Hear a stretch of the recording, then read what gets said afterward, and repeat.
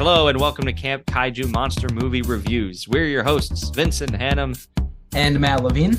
And we're talking about all our favorite monster movies, the good, the bad, and the downright campy, and asking if they stand the test of time. Traditional kaiju, creature features, space invaders, the supernatural, and everything in between. All strange beasts welcome here.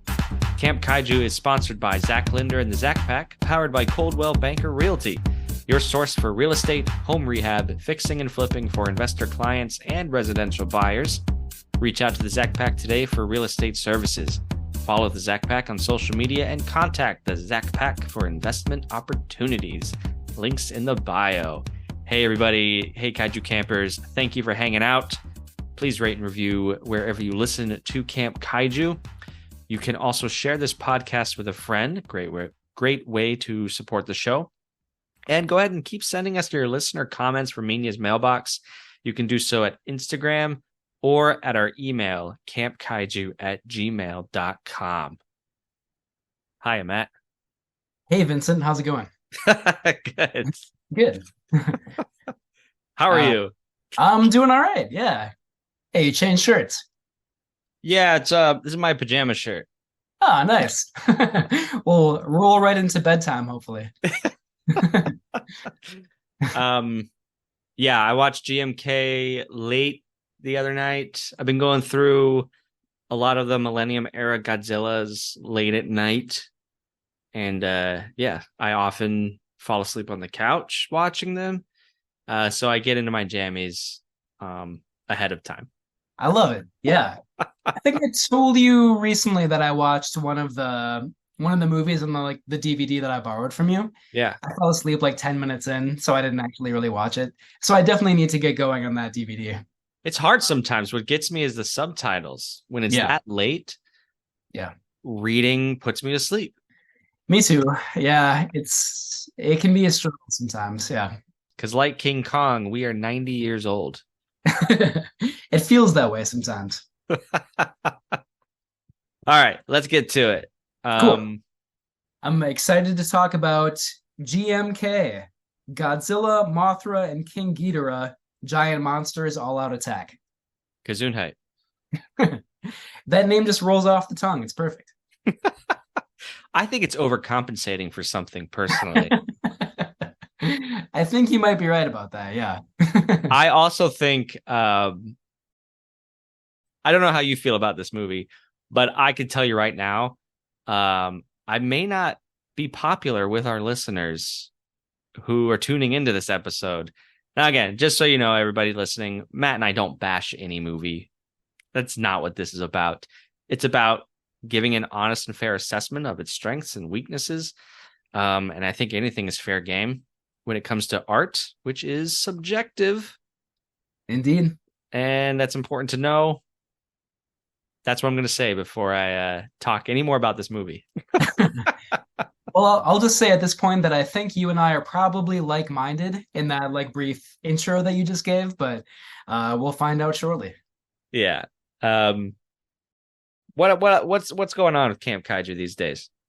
Well, we got a lot of good content on our website, campkaijumoviereviews.com. Vincent just wrote a really great piece, which I loved, kind of connecting the 1935 film Mad Love to the 2023 film Tearsucker, which we talked about recently on the podcast. So check out that review, a lot more written content on the website, as well as, of course, links to all of our past episodes. Yeah.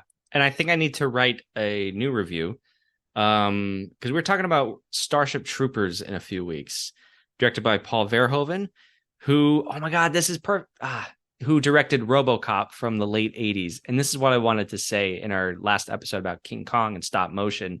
Like the stop motion as a way to convey quote unquote monsters did not change as the leading industry standard from the 1920s until the late 80s, early 90s.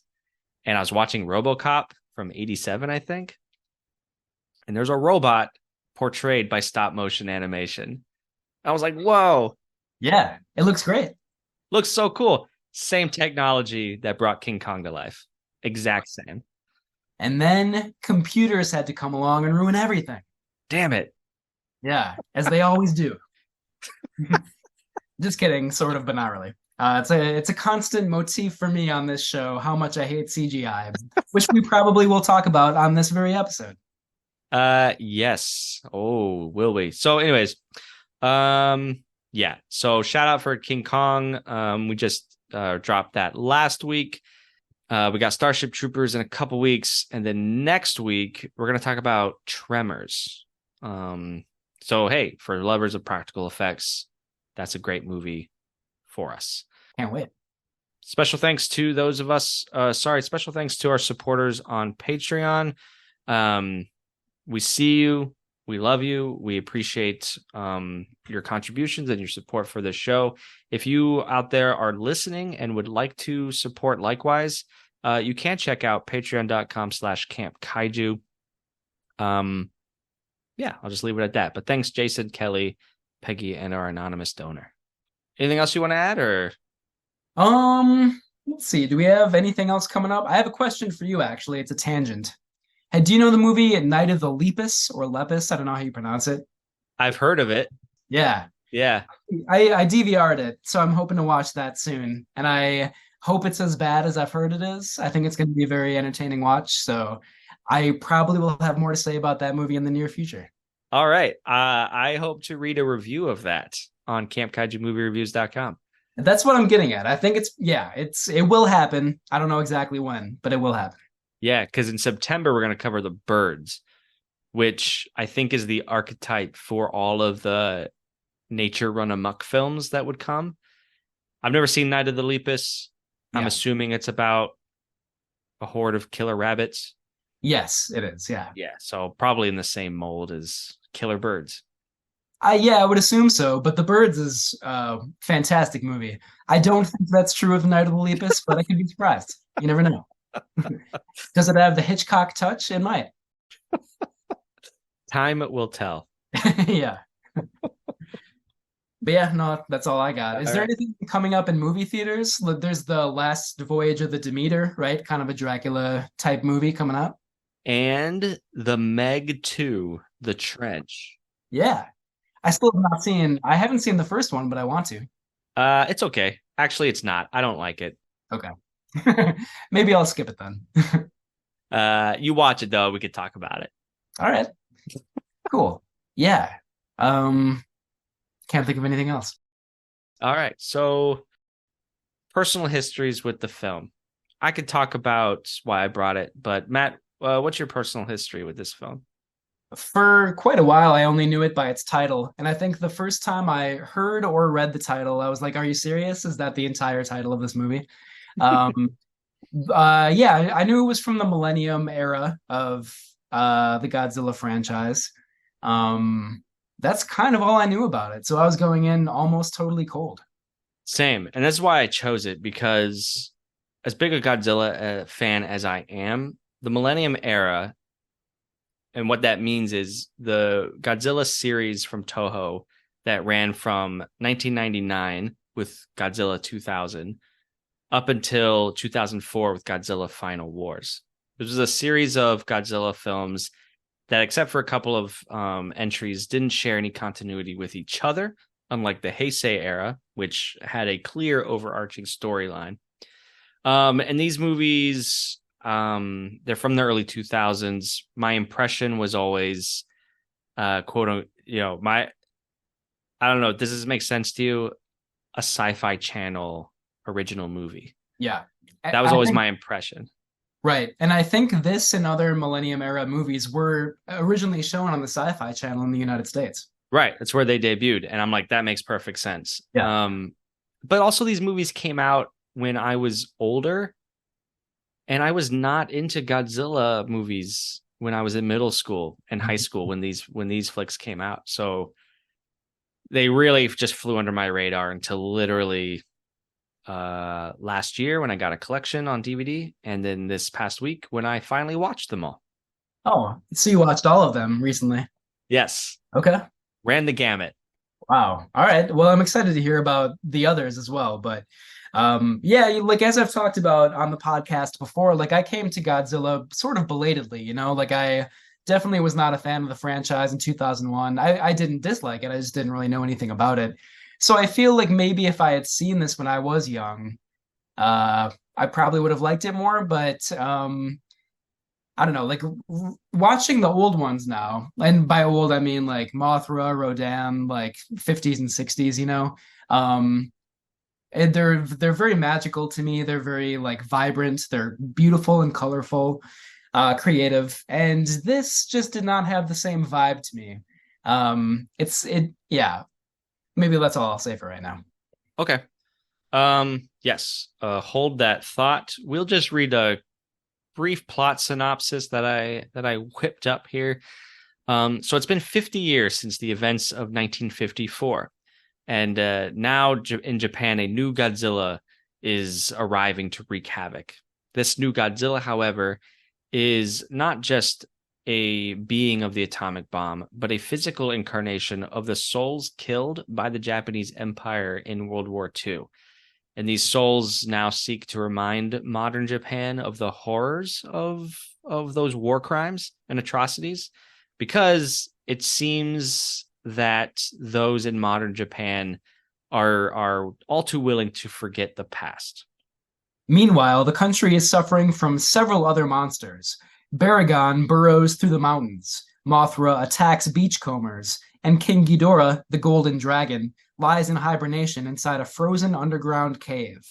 Together, these three kaiju are the guardian monsters of ancient Japanese myth. They have now awakened to fight Godzilla and protect Japan. By the end, however, each of these guardian monsters has been defeated by Godzilla in single combat. King Ghidorah fares the best, but even it cannot defeat a vengeful Godzilla. And in the end, the human stories converge with Admiral Taizo Tachibana. He's inside an attack sub, and he gets swallowed by Godzilla. And inside Godzilla, Tachibana fires a rocket that exits Godzilla's chest, and through this gaping chest wound, Godzilla's atomic breath passes instead of its mouth. And then Godzilla falls and explodes from its own power. Oh, but wait. On the ocean floor lies Godzilla's still beating heart. The end? The ending is great. And, it's not until the end that we hear Akira Ifukube's classic score. It's the best part of the movie, in my opinion. Oh, I forgot about the score. Yeah. Yeah. Yeah, that's the story in a nutshell. Obviously, there's a lot of twists and turns. I didn't comment on any of the human plot elements. Ultimately, I don't find them to be as important to the overall story as just the monster mayhem we see. Yeah. What do you think? I totally agree. Yeah, Tachibana, I think is his name. His daughter Yuri is like a journalist, and she works for like a digital, video production company. And so the movie follows her pretty extensively as she tries to track down Godzilla and like come up with this big news story. But we've seen that before in other Godzilla movies, and it's not terribly compelling, I don't think. It's her character almost seems to purely serve as a cipher for the audience's view of the monsters. Yeah.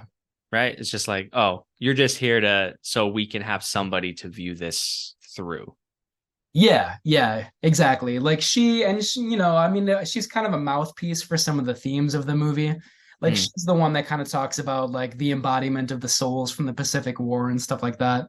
Or she's one of the characters anyway that does. But yeah, there's not even really much of a love story. Like there are two men who kind of like gravitate around her, but the less said about them, the better, maybe. So yeah. Yeah. All right. Yeah. Let's go on to the select cast and crew, and then I'm sure we'll talk about these things some more. Sure. Yeah. So the film was directed and co-written by Shisuke Kaneko. He was the director of the recently popular and acclaimed Gamera films. The special effects are by Makoto Kamiya. Kamiya had worked as assistant director to Koichi Kawakita on Godzilla vs. Biollante and with Kaneko on the recent Gamera trilogy. And I do want to say that the effects in Godzilla vs. Biollante I like a lot. That's a very like creative, fantastic movie, Yeah, and the Gamera Heisei trilogy are renowned critically and popularly. We'll talk about the first one later on this year, Gamera Guardian of the Universe. But yeah, those effects are great. Yeah. The film was written by Keiichi Hasegawa, obviously along with Kaneko. The cinematography is by Masahiro Kishimoto. It's edited by Isao Tomita with music by Kao Otani. The cast of the film includes Ryudo Uzaki as Admiral Taizo Tachibana. The cast also includes Chiharu Niyama as Yuri Tachibana. And maybe most importantly in this film, the monsters are played by Mizuho Yoshida as Godzilla, Akira Ohashi as King Ghidorah, and Rie Ota as Baragon. Yeah. Um, there's a lot of characters in this movie. A lot of them are very secondary that disappear for large swaths of this film. So really I only included the father and daughter, Taizo and Yuri Tachibana. Even their relationship, they aren't on screen together very often. And when they are, there's a very strained relationship. You get the sense that he's a very maybe distant father, loves his daughter. There's moments of that, but also there's a distance between them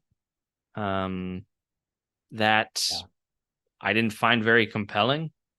I agree. I think the movie does not do a very good job of like investing in its human characters and their relationships. And I don't necessarily want to give away the ending of the movie, but like there is a reunion between the two of them that should be very poignant, but it's not. Like the father kind of ruins it right away by just being like, "Yeah, all right, daughter, I'm gonna like salute the monsters that saved us or whatever," you know? Like you just survived and your daughter is here trying to like connect with you, man, and you're like ignoring her. So the movie does not do a very good job of like playing up those emotions. Literally, she goes to hug him and he puts his hand up and says no. Now, sure, it's because he says I'm not decontaminated from the radiation, so Yeah. don't come near me.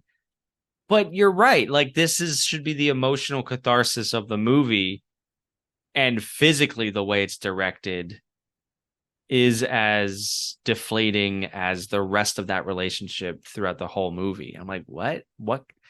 Okay, that's not how one would popularly end a film. Right. Yeah. Yeah, totally agree. I maybe could save this for like later in the conversation, but I feel like the movie is trying to hold sincerity at like arm's length, you know? It's not trying to be like an emotional, dramatic movie, which I guess is fine, but like instead of that, it's trying to be cheesy and tongue in cheek and kind of ridiculous. And I feel like if you try to do that really hard, then it doesn't come off very well. Then it kind of comes off as like glib and sarcastic, you know? That's a great way to put it because I was thinking the same things. I feel like it's trying too hard to be edgy and I don't know better than those more sincere elements of a movie. Yeah. Um that did not work for me on a lot of levels. Totally agree. Yeah. Yeah. So I guess you already know how we feel about the movie for all of you listening out there. It came early this time around. That's okay. All right. All right. Let's get back to the script here. So we're gonna talk about the production backstory and release of this film. So GMK is the third film of this new series. The previous film was Godzilla versus Megaguirus. It was not a hit. It's a very formulaic movie, Godzilla versus insert giant monster. I don't think it's as bad as people think, but it was not a hit in 2000. And in 2001, Toho wanted a surefire hit. So they hired Kaneko to direct the film. Obviously, he's coming off the Gamera trilogy. He's the kaiju guy you want to helm your Godzilla movie. Early ideas for this story had Godzilla battling a Kamacuras, the giant praying mantis creature from Son of Godzilla. But then Kaneko got the idea for these three guardian monsters, whom he initially envisioned to be Baragon, Varan, and Anguirus. We know Baragon from Frankenstein Conquers the World. Obviously, Anguirus is a well-known kaiju. Varan only had one starring movie, Varan the Unbelievable, from the late 50s, directed by Ishiro Honda. It's a very forgettable movie, and Varan has only had like the briefest of cameos in other Godzilla movies, but he's not a headliner. Let's put it that way. I've never even heard of him before. Exactly. So Toho said, thanks, Kaneko, but why don't you swap Varan and Anguirus with Mothra and King Ghidorah? Because we need marquee value here. So that's the sort of the origin of this film and its characters. And well, first of all, I want to say I read something that like one of Kaneko's other ideas was that Godzilla would battle like an astronaut who was turned into a monster when he was like infected by cosmic rays or something. And that story sounds awesome to me. I would much rather watch that than just like giant monsters all out attack, you know? Like that'll have some creativity to it. And that's my thing with my one thing with Godzilla, the Godzilla franchise, is 9 out of 10 times the monsters Godzilla fights is going to be Mothra, King Ghidorah, or Mechagodzilla. Mm. And there are just so many other great kaiju that I wish would get their moments. But it reminds you that not Hollywood, but any, the Japanese film industry is a business, and they're not going to take chances if they don't have to. Yeah. Alas, that makes sense. And like, I love Mothra and King Ghidorah and their like original iterations. So like, it should be cool to have them all come back in this movie. But whatever made them sort of so ferocious and like intense and cool looking the first time around is nowhere to be found in this movie, I think. Yeah, Baragon is welcomed. I really enjoy seeing that character in this movie. Yeah, and he's the only one that's not in the title of the movie, but he's like maybe the best part. Yeah. I know. What can you do? In any case, the movie was filmed in 2001 and released in December of that year. It was one of the largest grossing Godzilla films of the Millennium series in Japan. According to IGN, the film rescued the series since the two previous Millennium films were kind of financial bombs. So apparently Toho's like, all-consuming desire to just make money off of this came to fruition, but maybe at the expense of cinematic quality. Well, and the movie is very well regarded within the fan base. It is highly rated on Letterboxd for what it's worth.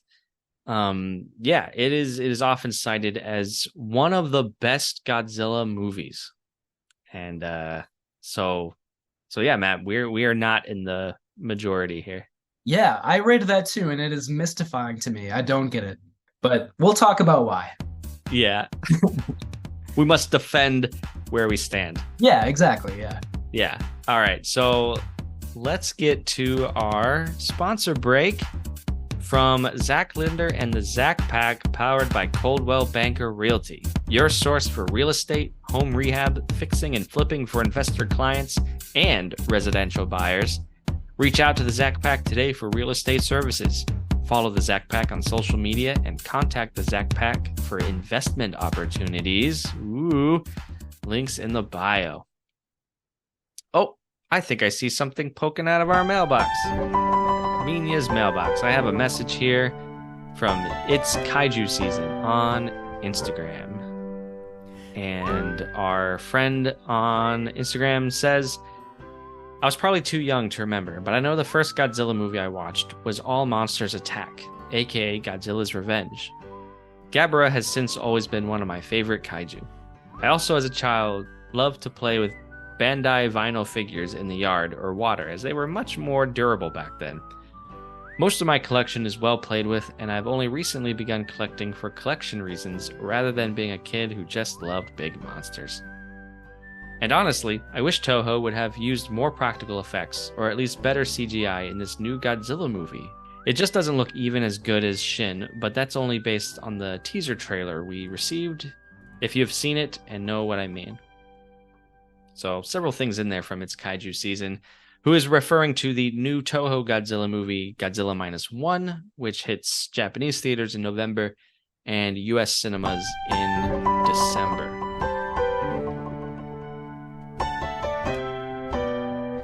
Thank you for writing in.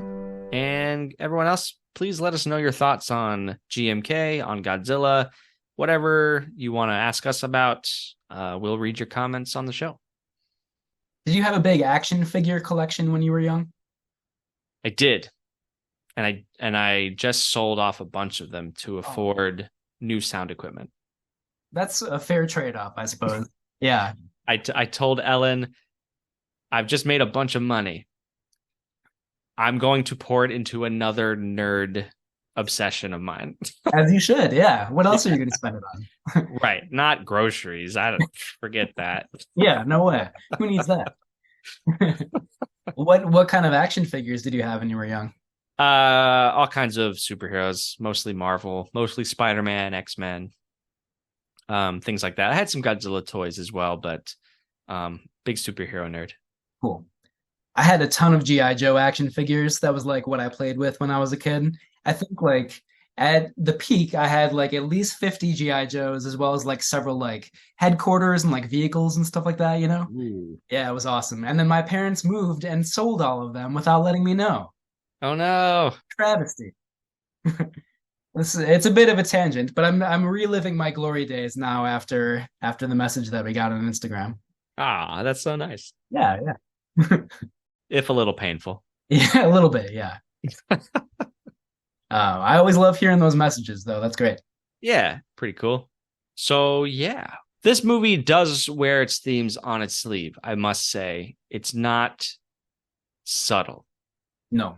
The first one that comes to mind is the souls of those killed by the Japanese during World War II. Which, you know, I mean, I think usually in Godzilla movies, Japan is presented as the victim, and Godzilla is kind of like a metaphor for like the suffering that the country of Japan went through. So I do think it's like hypothetically interesting that this movie is trying to say like, you know, modern Japan needs to like recognize the suffering that it caused as well as the suffering that it experienced. And so it's like kind of a new theme. I do appreciate that. There's also the scene where like, and this is one of the better parts of the movie, I think, where like Godzilla like is looking at all these humans that are like scurrying beneath it, and we see his atomic breath start to form. And then it cuts to like a classroom that's apparently several miles away. And like all the students and the teacher like look at this mushroom cloud, which apparently Godzilla causes.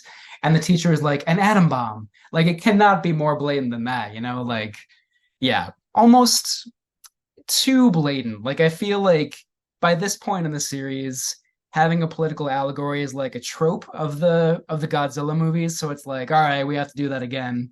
But it doesn't really feel very sincere. And I think having it so blatant and so like presented through just like long stretches of dialogue, I feel like it's not, I don't know, it's just less interesting that way. I love the themes in this movie. And this is where I have a real love-hate with it. I love and I hate this movie.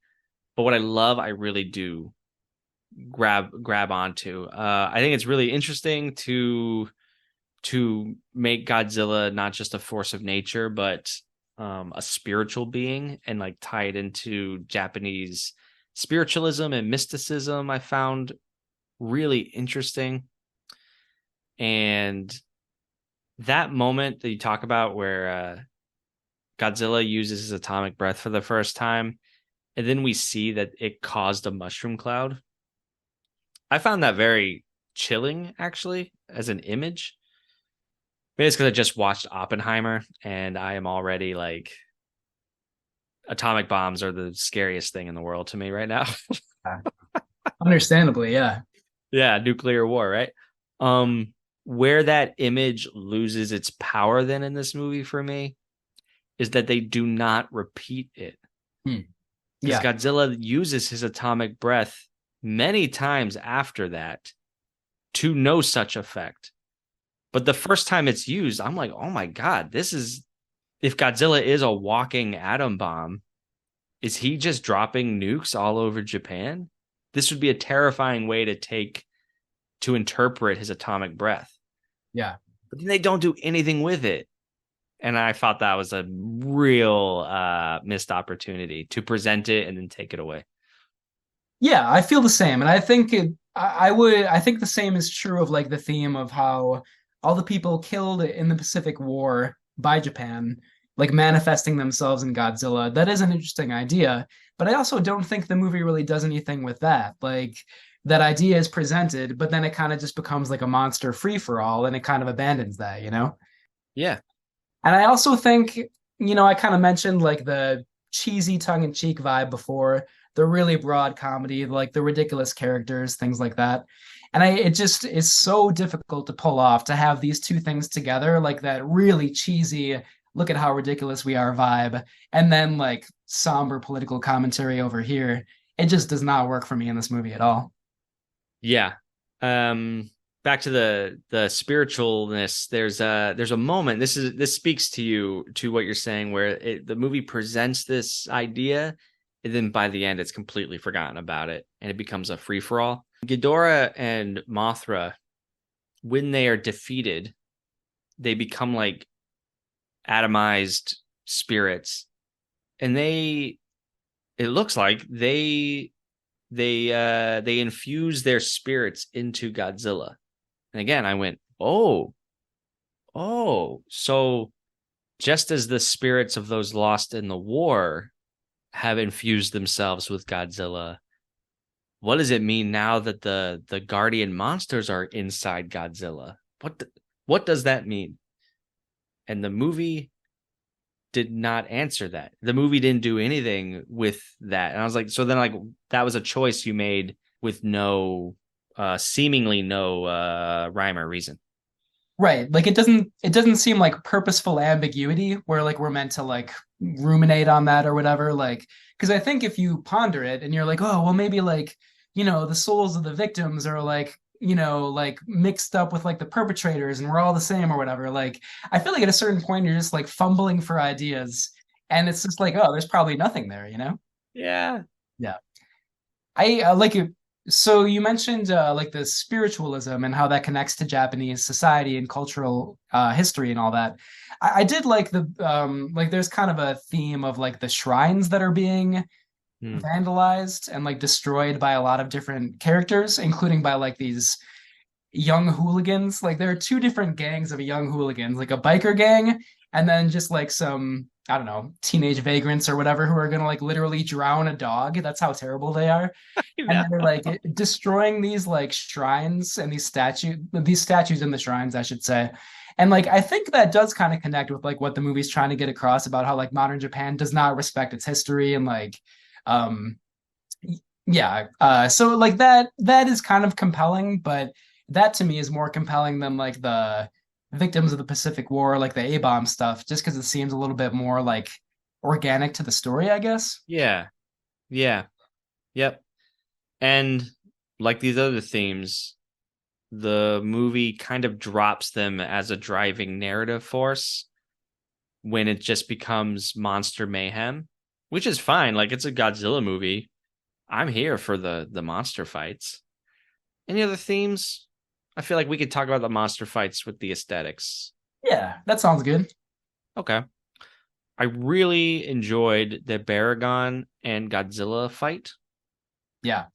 It did throw me off that Godzilla was just able to explode Baragon, and I'm like, okay, he's dead now. Like he's gone. Yeah. He's toast. Yeah. It And didn't like bother me. That's not a critique. And in some ways, I appreciate the bold choice. and then he does that to Ghidorah and Mothra too, right? He just like vaporizes them with his breath, basically.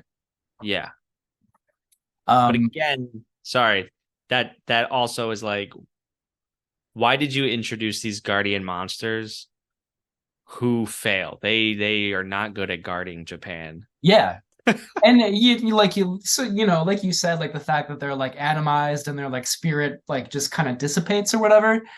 could like maybe it's intentional, but it's just like there's nothing really there to latch onto if there is an idea, you know. I think like I do like the Godzilla versus Baragon fight. First of all, I think that it goes on not that fight in particular, but just like the monster fights in general go on way too long. Like there's the Baragon fight, and then Mothra, and then Ghidorah, and they all seemingly die, but then like they somehow come back together because of that like shrine stone that's like dropped into the ocean.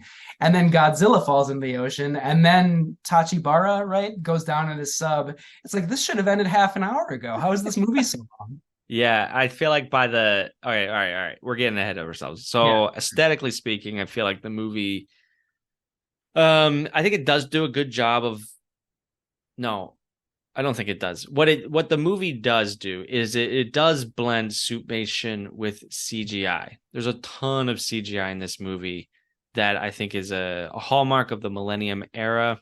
It's and in filmmaking in general, right? That early 2000s blockbuster trap of let's use the new technology Yeah. and let's throw this computer imagery in. Even James Bond fell victim to this with Die Another Day. Yep. It's one of the worst James Bond movies because of the CGI used in that movie. Totally agree. Yeah. And I think of like, The Mummy and The Mummy Returns from the late 90s, like The Haunting. There's so many bad CGI movies from that era. It's yeah. And that's what I was gonna say before I started ranting about just how long it goes. I got a little ahead of myself, sorry. But like the suitmation stuff I think looks really good for the most part. Like that's the stuff that I like the most in this movie. But yeah, the CGI is not incorporated very well. And I think they use it as like an easy way out. Like there's a shot of like a ship, like an aircraft carrier or something that's in the ocean that just looks so bad. And Yeah. maybe lingers on that for maybe like, I don't know, longer than it needs to, 10 to 20 seconds maybe. And it's like you could have just taken stock footage of like any ship in the ocean.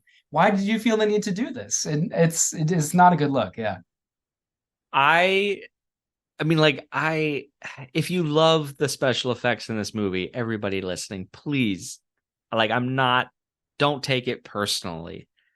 But I am so baffled by all the reviews I've read and watched of people I respect saying that this is some of the best special effects work in a Godzilla movie. I'm like, we are not watching the same movie. No. Yeah, I don't get that at all. There's one special effect in particular where like Godzilla rises out of the ocean and like a ship with two guys in it like flies into the air. And then there's a shot of the ship like plummeting back down towards the camera. Which is clearly very fake. And like the face of one guy in the boat like comes right at the camera, you know? I'm not sure if you know what shot I'm talking about, but Yeah. uh it's bizarre. It's like very weird looking, but like it's I don't know. That shot in particular is like that is not a good special effect, and I'm not sure. Yeah, it's not my style. I don't see it. I don't know. CGI Mothra looks bad. Yeah. King Ghidorah as a computer, it looks like it does not. Maybe it looked good then, but no, it is not a good look for the franchise. Yeah. Well, sorry, one more example. So there's a very cool shot where it's a suitmation shot where Godzilla like throws Ghidorah against a hospital, and like clearly it's all like tactile buildings, and like one of Ghidorah's heads just like flails back sort of, and it looks really great. And then like a couple minutes later, or maybe it's earlier, we see like a CGI image of Ghidorah just like I don't know. Yeah, it looks like a Super Nintendo game, and he's just like hovering over the city.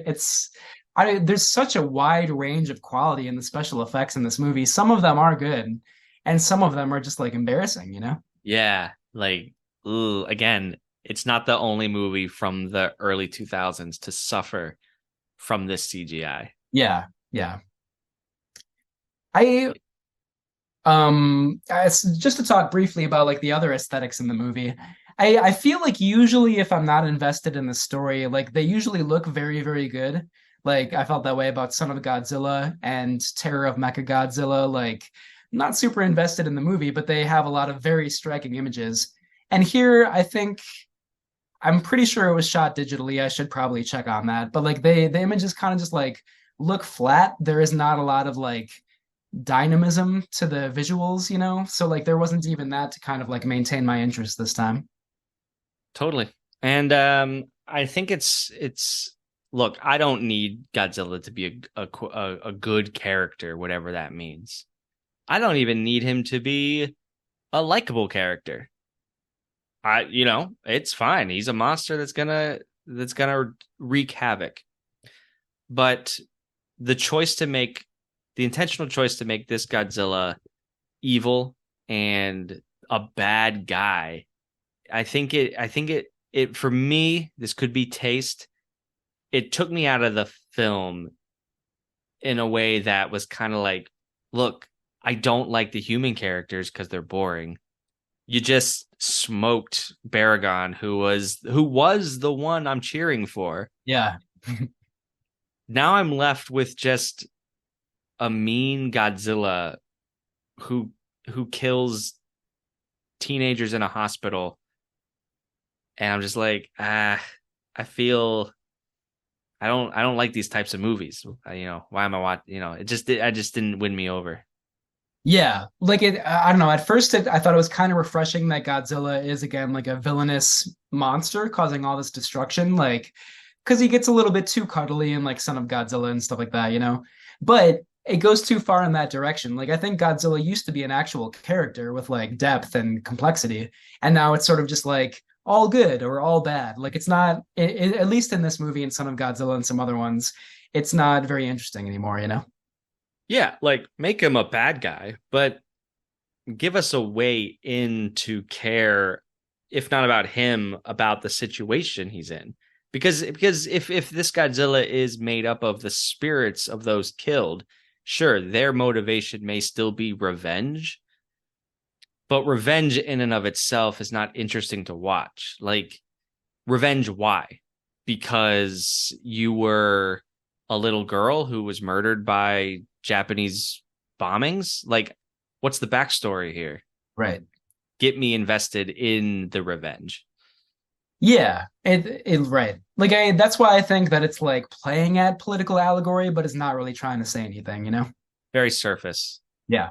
Yeah, I love the theme. I just feel like the movie ultimately didn't do anything with it. Right. And like I don't know, I know I mentioned this before, but I go back. So like there's he's a pretty funny character. He works for like the digital production company and he's like apparently wearing a really bad wig and there's like a running joke about like how he's very insecure about it and all this stuff and he just like Yeah. pops up out of nowhere repeatedly. Like that's kind of funny. I laughed at that several times, but then like I just don't this movie at least is not able to like pull off that and like sincere commentary. It just can't do it. Yeah. Yeah. Yeah. Yeah, it's very interesting.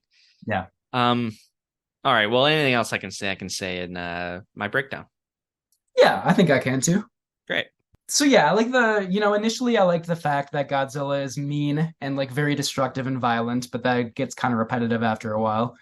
Um, there are some striking shots. Like I think when Ghidorah is battling Godzilla and sort of like sends an atomic breath blast back at him, and then like there's tons of explosions and Godzilla like stumbles back into the water.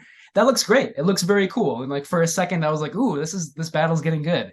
And then bad CGI happens like a second later and I'm out of it again. So I think there are like individual shots and moments that are interesting, or at least like look vivid and interesting. Um, but they don't last very long, and that's all I have to say for my good category. Yeah, that's all I got. All right. Hey, I truly love Baragon in this movie. I cheered out loud, especially after watching Frankenstein Conquers the World. Yeah, Didn't like him in that movie as much as I did in this one, so it was good.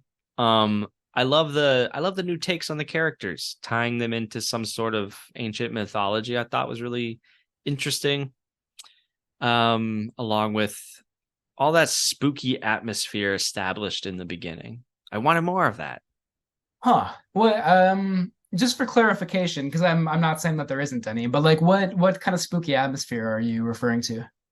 When Yuri and her cohorts are like in the woods, there's a lot of fog, there's a lot of like dark woods, and there's that man who mysteriously appears and disappears. Yeah. Yeah. Okay, yeah, that makes sense. And I was thinking also just now when you were talking, like the fact that Ghidorah is sort of like trapped in like the underground ice or whatever, like that's pretty cool. That's a good Yeah. mysterious image. So yeah, I agree. There's some good stuff like that in there. Mm-hmm. Yeah. Bad stuff? Yeah, I mean, I guess I'll just summarize it by saying like nothing really distinguishes this movie to me, you know? Like I feel like my favorite Godzilla movies, like or maybe I'll just say kaiju movies in general, like Rodan is very scary. Mothra is like very surreal and like bizarre. Ghidorah the three-headed monster looks so beautiful and like stunningly stylish. With this, it's like it's we've seen the journalist thing before. We've seen the monster all-out battle before. We've even seen kind of like the CGI in Shin Godzilla, although it's done a lot better in Shin Godzilla. So in this case, it's sort of just like this. It's I've seen it, and there's nothing to really stand out in this movie to me. I guess I'll just say that as like an encapsulation of all the bad stuff for me. Well said. There's like some specific things I forgot. The Shobijin show up for 30 seconds. I don't think I even remember that. Yep. When did they show up? Just to like be like, oh, Mothra's here. Wow. I Maybe I could be conflating that with a different Millennium movie. Listeners, check me on that. My note is simply Shobijin question mark. So either that or I'm saying to myself, where were the Shobijin if Mothra shows up? They very well could have been in there. I might have just missed them. I should also ask, did you watch the Japanese language version or the dubbed Yeah. version? Okay. I watched the dubbed one. Maybe they're slightly different. That could be. Oh, maybe. Um, and the whole ending just kind of devolved into nonsense for me. Like getting the sub getting swallowed, Godzilla blowing itself up, the heart at the bottom of the ocean. I'm like, that's a cool visual, but story-wise, what is that telling me? That Godzilla can come from just its heart, like a Frankenstein conquers the world, but like nothing in this movie tells me that that's possible. Right. So just like from a script, I'm like, that's cool, but that doesn't do anything for the story. Yeah, I feel like plot wise, it might actually make more sense for like a disembodied spirit of Godzilla to like form it like in the cosmos or something, you know?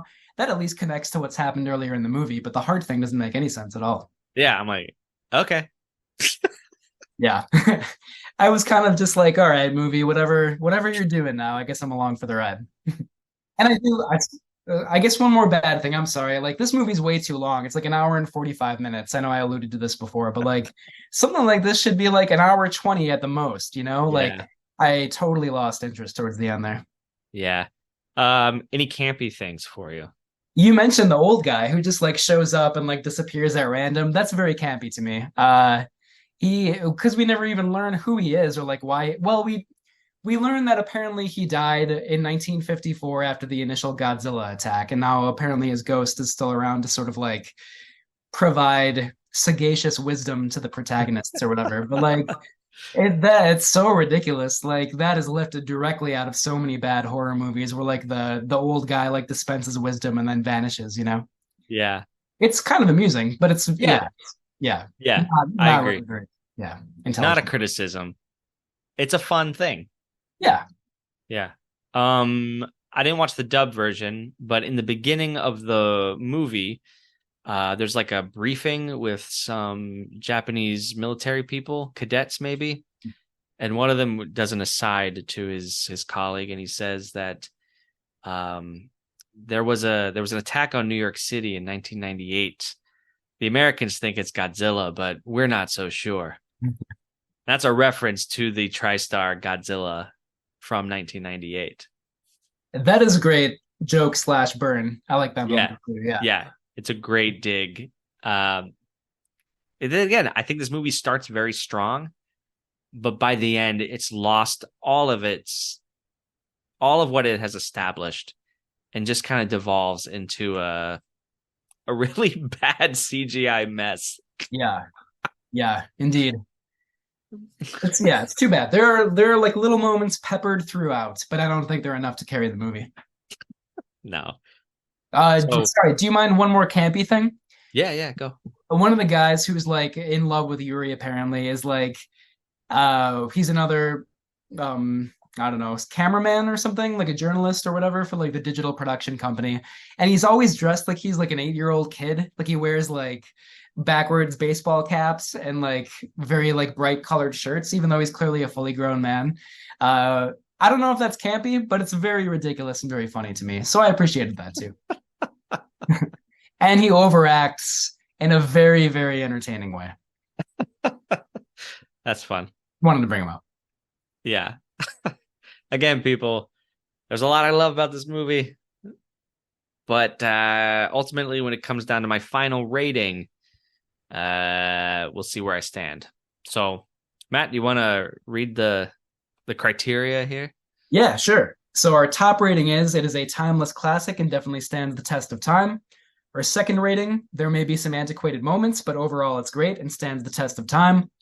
Number 3, it may be historically significant or just fun, but it does not stand the test of time. And our lowest rating, it's not worth revisiting and definitely does not stand the test of time.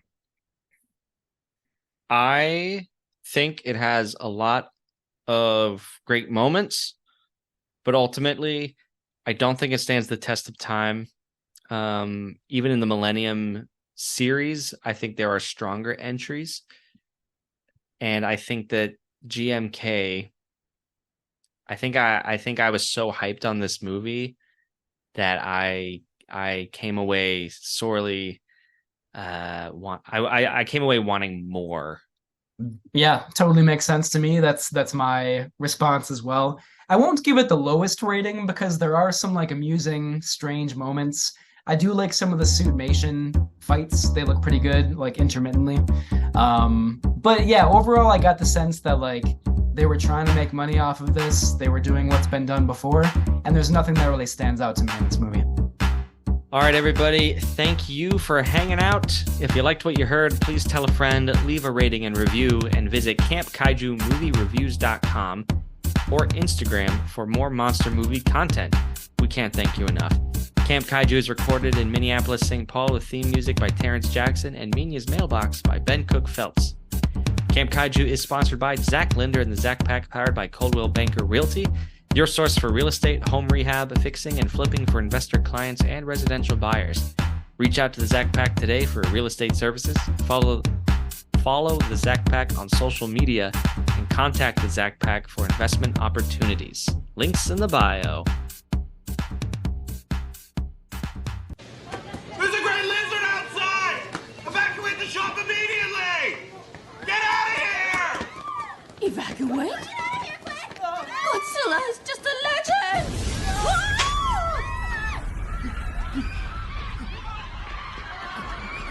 Godzilla!